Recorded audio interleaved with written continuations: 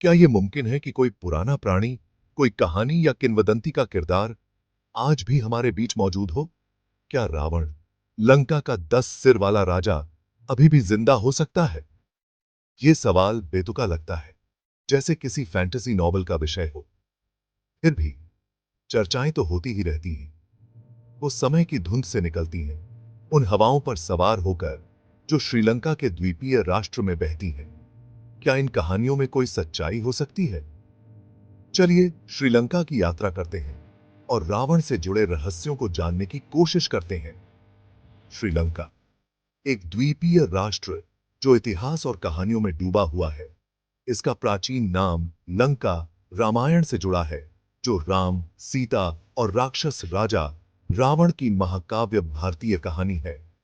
रामायण में दावा किया गया है कि रावण ने लंका पर राज किया, जो उन्नत तकनीक और दुर्जेय शक्ति का राज्य था।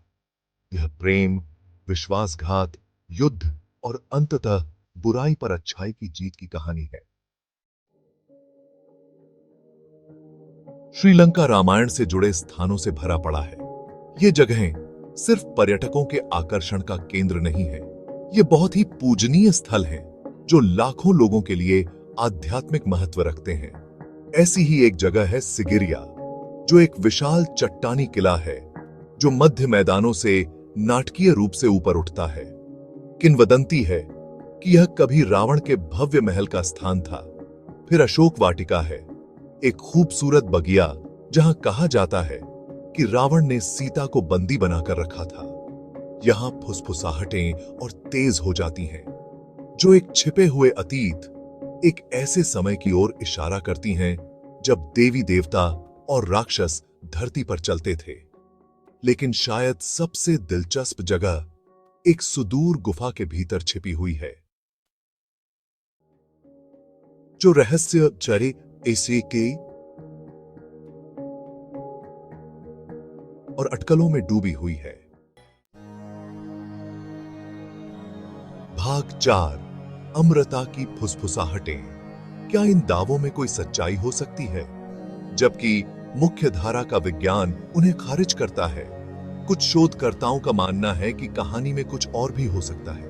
वे प्राचीन ग्रंथों की ओर इशारा करते हैं, जो संरक्षण और जीवन विस्तार की उन्नत तकनीकों का वर्णन करते हैं। वेदों में अपनी महारत और आयुर्वेद के अपने ज्ञान के लिए जाने जाने वाले रावण के पास ऐसा ज्ञान हो सकता है। इसके अलावा श्रीलंका में खोजी गई कुछ कलाकृतियां तकनीकी उन्नति के एक ऐसे स्तर का सुझाव देती हैं, जो ज्ञात इतिहास से पहले का है।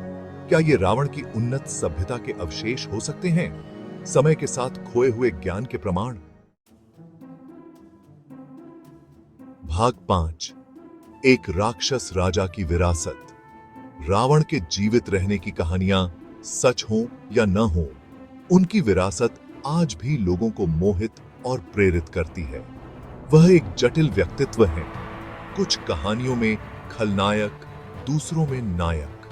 वह एक विद्वान, एक संगीतकार, युद्ध का स्वामी और शिव का भक्त था। रावण की कहानी अच्छाई और बुराई की प्रकृति, शक्ति की जटिलताओं और अमरता के स्थायी आकर्षण के बारे में सवाल उठाती है। उनकी कहानी हमें याद दिलाती है कि इतिहास अक्सर विजेताओं द्वारा लिखा जाता है और हर कहानी के हमेशा कई पहलू होते हैं। भाग 6, रावण के साथ एक दुनिया।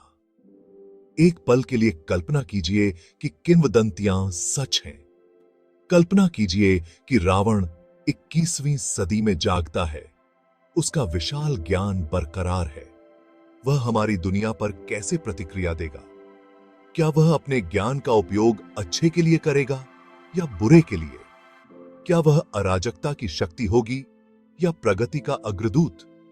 प्रश्न पेचीदा हैं, हमारी कल्पना को हवा देते हैं और हमारी धारणाओं को चुनौती देते हैं। जबकि रावण के जीवित रहने का विचार एक काल्पनिक कहानी की तरह लग सकता है, यह मिथक की स्थायी शक्ति और हमारी दुनिया में अभी भी छिपे हुए रहस्यों की याद दिलाता है। आपका क्या ख्याल है? क्या रावण अभी भी जिंदा हो सकता है?